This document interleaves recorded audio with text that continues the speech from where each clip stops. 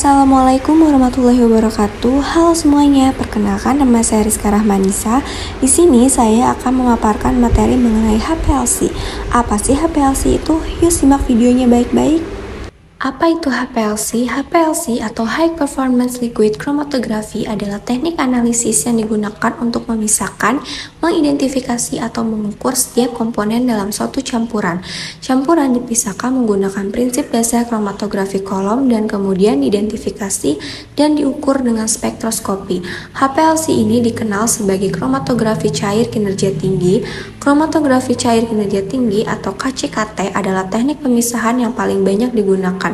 Ini bisa sangat sensitif, spesifik, dan tepat.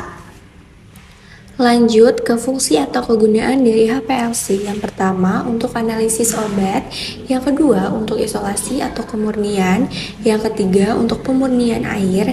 Yang keempat, untuk pemisahan anion dan kation atau karbohidrat dan protein. Yang kelima, analisis polutan dalam analisis lingkungan. Lalu di sini ada fase diam dalam HPLC. Fase diam adalah bagian kolom yang berinteraksi dengan senyawa target. Fase diam pada HPLC berupa media padat yang berinteraksi dengan campuran yang sedang dipisahkan. Ada dua macam fase diam pada HPLC, yaitu polar dan non-polar. Polar atau normal contohnya seperti silika, alumina atau Al2O3, dan non-polar atau reverse contohnya ODS silika gel, oktadesil atau C18, dan C8. Fase gerak pada HPLC. Fase gerak pada HPLC berupa pelarut yang digunakan untuk membawa sampel melalui fase diam. Fase gerak disebut juga sebagai eluent. Ada dua macam fase gerak, yaitu yang pertama ada normal kromatografi non-polar yang contohnya yaitu heksana, dikloromelhan, isopropanol, dan metanol. Yang kedua ada reverse fase kromatografi atau polar yang contohnya yaitu cairan, metanol, asetonitril, dan tetrahidrofuran atau THF.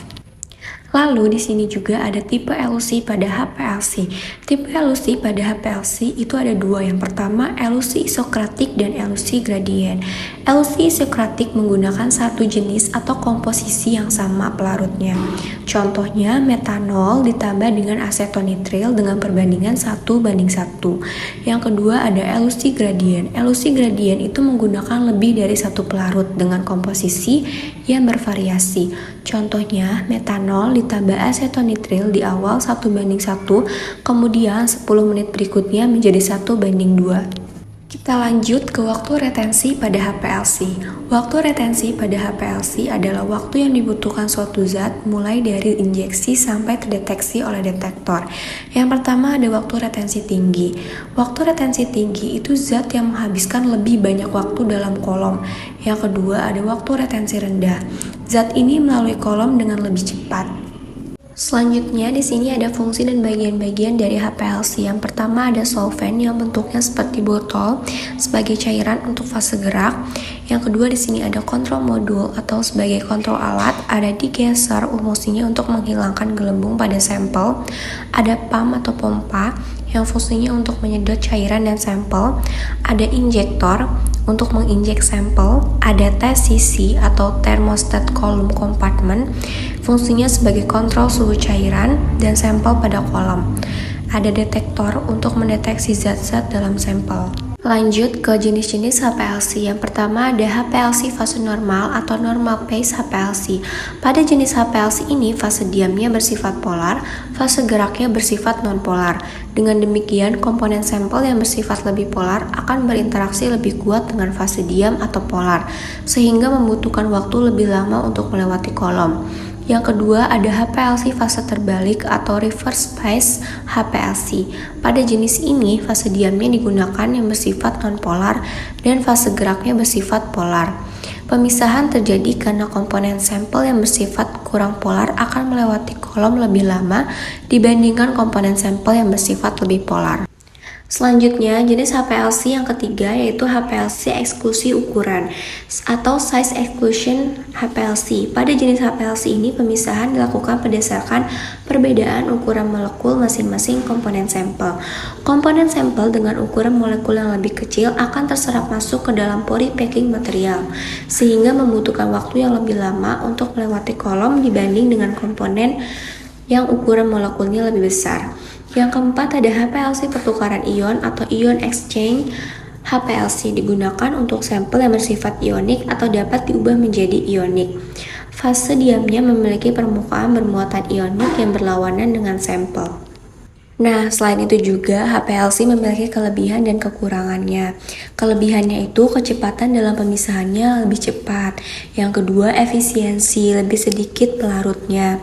Yang ketiga, akurasinya. Yang keempat, memiliki ketelitian yang tinggi juga.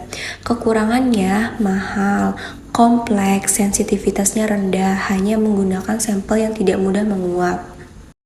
Lalu di sini juga ada macam-macam detektor dalam HPLC. Yang pertama ada UV. UV ini sinarnya dipantulkan. Hasil pantulannya ini masuk ke dalam senyawa atau sampel. Yang kedua ada PDA. PDA ini lampu diodanya akan menembakkannya ke sampel. Yang ketiga ada refraktif. Refraktif ini hanya beberapa gelombang saja yang kemudian akan dibiaskan dan ditangkap oleh dioda dalam bentuk sinyal. Nah, selanjutnya kira-kira apa saja sih yang harus dikalibrasi di HPLC ini? Yang pertama ada pompa. Yang kedua ada sampel injektor dengan memastikan sampel yang dimasukkan.